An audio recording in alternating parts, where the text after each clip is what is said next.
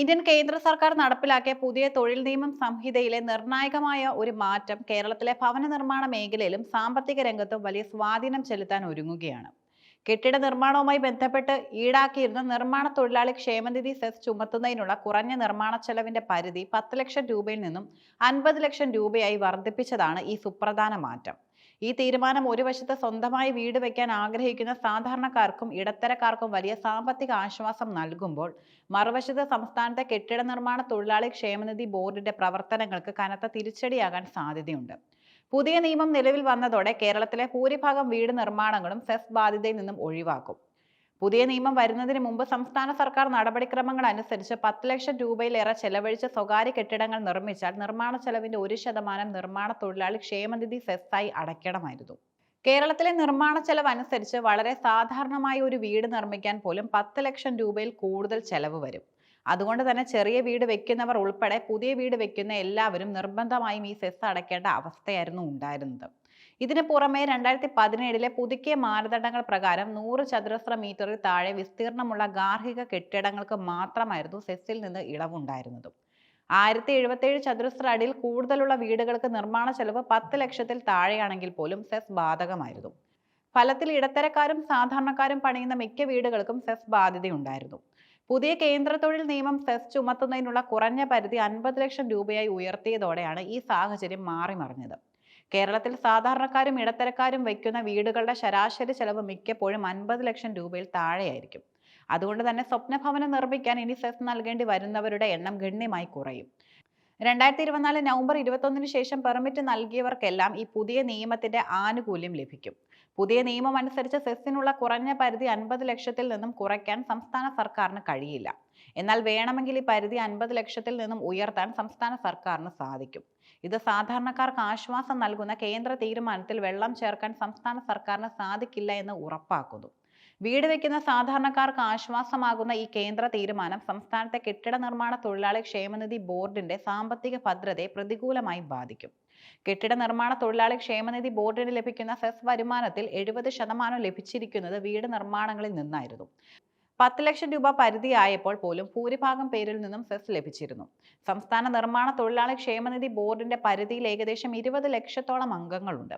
ഇവരുടെ ക്ഷേമ പദ്ധതികൾ, പെൻഷൻ വിതരണം, ചികിത്സാ സഹായം, വിദ്യാഭ്യാസ ആനുകൂല്യങ്ങൾ തുടങ്ങിയവയ്ക്ക് ഈ സെസ് തുകയാണ് പ്രധാനമായും ഉപയോഗിക്കുന്നത്. സെസ് പിരിവ് 50 ലക്ഷം രൂപയുടെ പരിധിയിലേക്ക് മാറുമ്പോൾ ബോർഡിന്റെ വരുമാനം കുത്തനെ ഇടിയും. ഇത് ബോർഡിന്റെ ദൈനംദിന പ്രവർത്തനങ്ങളെയും ലക്ഷക്കണക്കിന് തൊഴിലാളികളുടെ പെൻഷൻ പദ്ധതിയെയും മറ്റ് ക്ഷേമ പദ്ധതികളെയും സാരമായി ബാധിക്കും. നിലവിൽ തന്നെ ക്ഷേമനിധി ബോർഡുകൾ സാമ്പത്തികമായി ബുദ്ധിമുട്ടുകൾ നേരിടുന്ന സാഹചര്യത്തിൽ ഈ നിയമ ഭേദഗതി സംസ്ഥാന സർക്കാരിനും ബോർഡിനും വലിയ സാമ്പത്തിക വെല്ലുവിളിയാണ് ഉയർത്തുന്നത്. വരുമാന നഷ്ടം നികത്താൻ സംസ്ഥാന സർക്കാർ പുതിയ വഴികൾ കണ്ടെത്തേണ്ടതായി വരും. കേന്ദ്ര നിയമം വരുന്നതിന് മുമ്പ് സംസ്ഥാന സർക്കാർ ഈ സെസ് പിരിവ് കാര്യക്ഷമമാക്കാൻ വലിയ ശ്രമങ്ങളും നടത്തിയിരുന്നു. സ്വകാര്യ കെട്ടിടങ്ങളുടെ നിർമ്മാണത്തിനായി 10 ലക്ഷം രൂപയിലേറെ ചെലവഴിക്കുമ്പോൾ തന്നെ നിർമ്മാണ ചെലവിന്റെ 1% സെസ് ഓൺലൈനായി തദ്ദേശ സ്ഥാപനങ്ങൾ വഴി പിരിച്ചെടുക്കുന്നതായിരുന്നു സംസ്ഥാന സർക്കാരിന്റെ നടപടി. ഇലക്ട്രോണിക് സംവിധാനം വഴി പിരിവ് സുഗമമാക്കാൻ ഇൻഫർമേഷൻ കേരള മിഷൻ തദ്ദേശ സ്ഥാപനങ്ങളുടെ സോഫ്റ്റ്വെയർ പരിഷ്കരിക്കുക പോലും ചെയ്തിരുന്നു.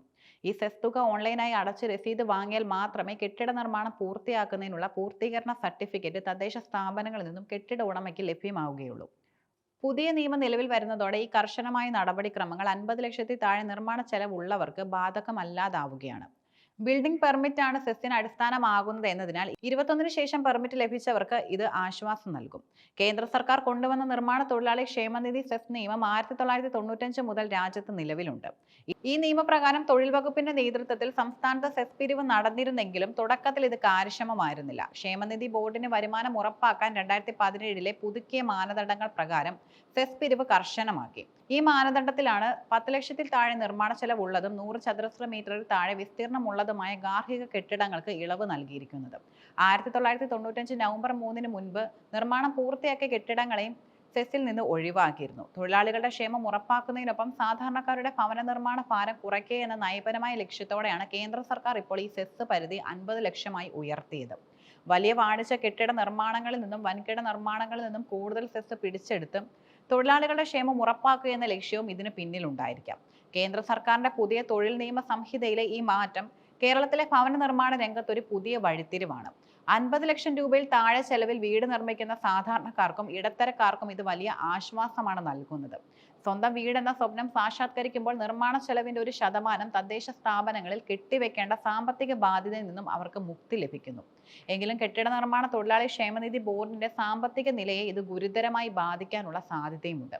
അതിനാൽ തൊഴിലാളികളുടെ ക്ഷേമ പദ്ധതികൾ മുടങ്ങാതെ മുന്നോട്ട് കൊണ്ടുപോകാൻ സംസ്ഥാന സർക്കാർ പുതിയ വരുമാന മാർഗങ്ങൾ കണ്ടെത്തേണ്ടതും അത്യാവശ്യമാണ്.